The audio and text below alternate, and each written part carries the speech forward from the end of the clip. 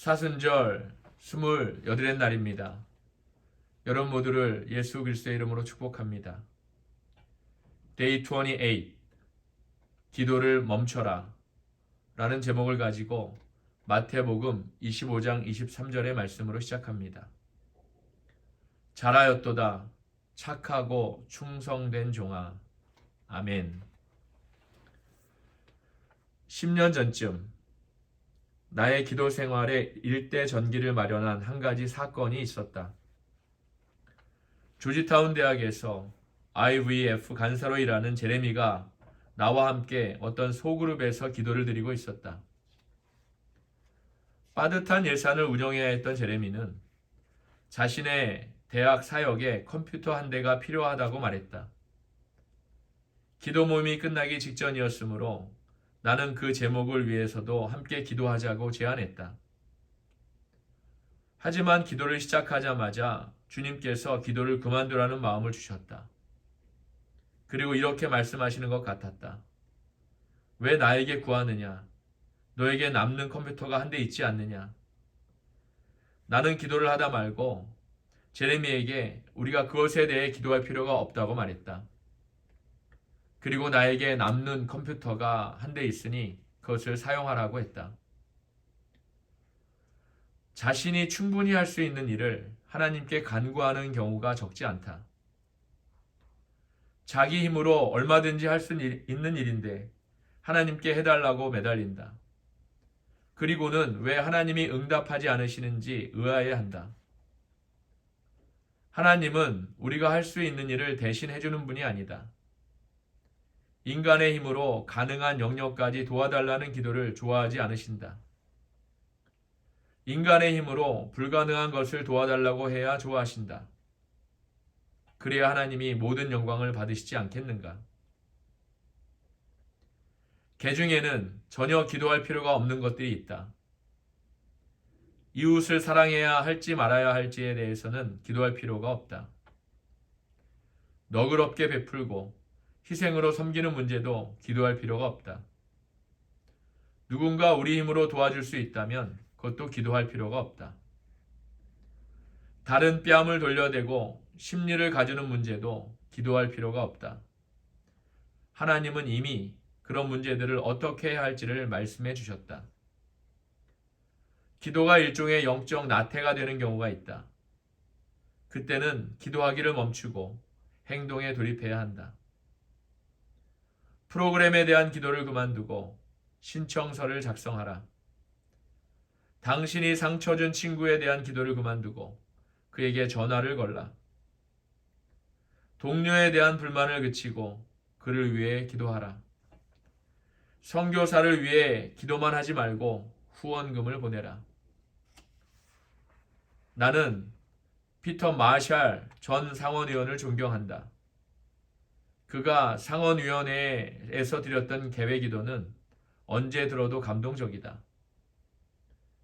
피터 마샬이야말로 성경을 실천적 진리로 받아들인 사람이었다.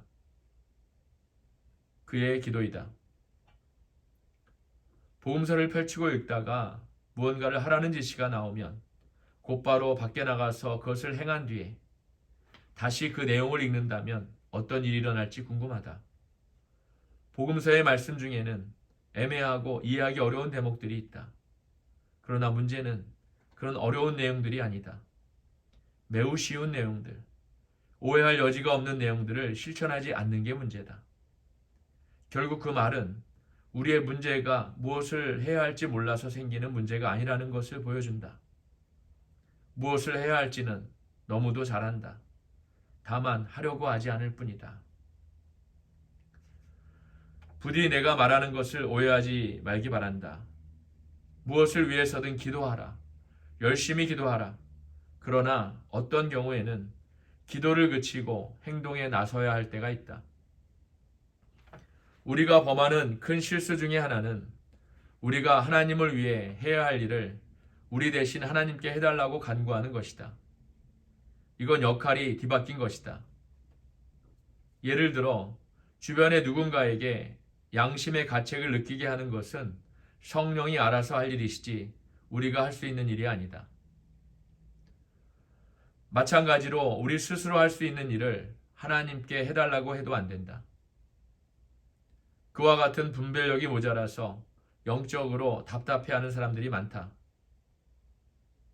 우리는 무엇을 위해서든 기도해야 하지만 기도가 불순종, 나태, 무시의 방편이 되어서는 안 된다.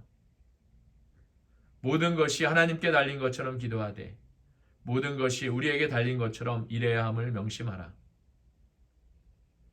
기독교 신앙이 명사형이 되면 타성에 젖는다. 기독교는 언제나 동사형, 더 구체적으로 말하면 행위 동사가 되어야 한다. 사도행전이라는 제목 자체가 그 사실을 대변하고 있지 않은가.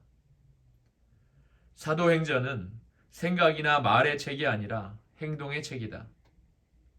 말은 적게 하고 실천을 더 많이 한다면 우리도 분명히 초대교회 같은 영향력을 끼칠 수 있다. 말이 나온 김에 한마디 더 하자면 그리스도인은 무언가를 반대하는 사람들보다는 무언가를 찬성하는 사람들로 알려져야 한다. 행동으로 이어지지 않는 기도는 참된 기도가 아니다. 그런 기도는 독백일 뿐이다. 우리가 하나님께 무언가를 드리면 하나님도 우리에게 말씀하신다. 우리를 자극하고 흔들고 일깨우고 독려하신다. 그때 아멘이라고 했으면 더 이상 선택의 여지가 없는 것이다. 우리 교회 성도 중에 모든 것을 뒤로하고 지구 반대편으로 떠난 선교사 가족이 있다. 그들이야말로 하나님 나라의 진정한 영웅들이다.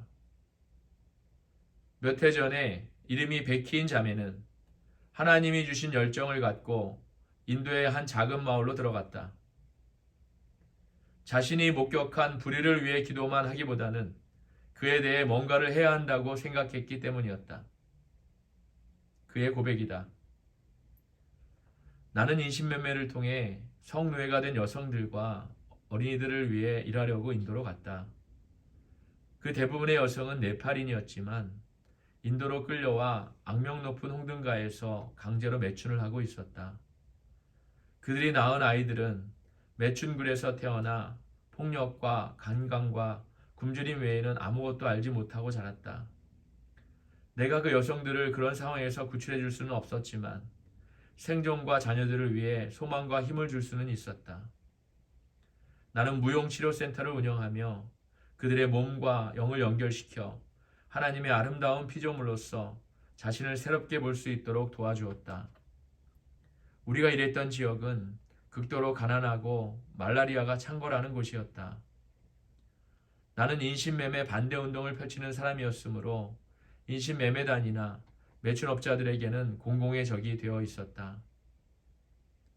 부모님도 제발 그곳을 떠나라고 호소했지만 떠날 수가 없었다. 그들 한 사람 한 사람의 충혈되고 고통에 차이는 예쁜 눈매, 그리고 손을 잡아주고 안아주고 위로해주고 무엇보다 자신을 사랑해주기 바라는 그들의 모습에서 하나님이 보였다.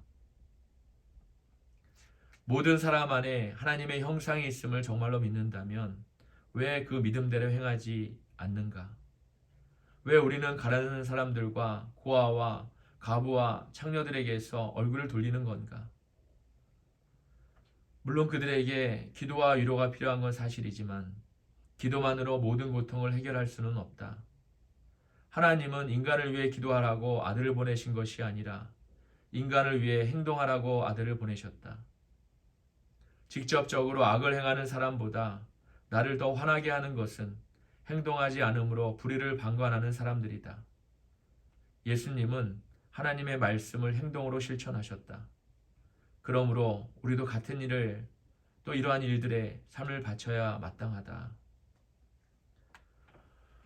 결국 하나님은 잘 말했도다 착하고 충성된 종아라고 하시지 않을 것이다. 혹시 잘 생각했도다 라든가 잘 계획했도다 라든가 심지어 잘 기도했도다 라고 칭찬하지 않으실 것이다.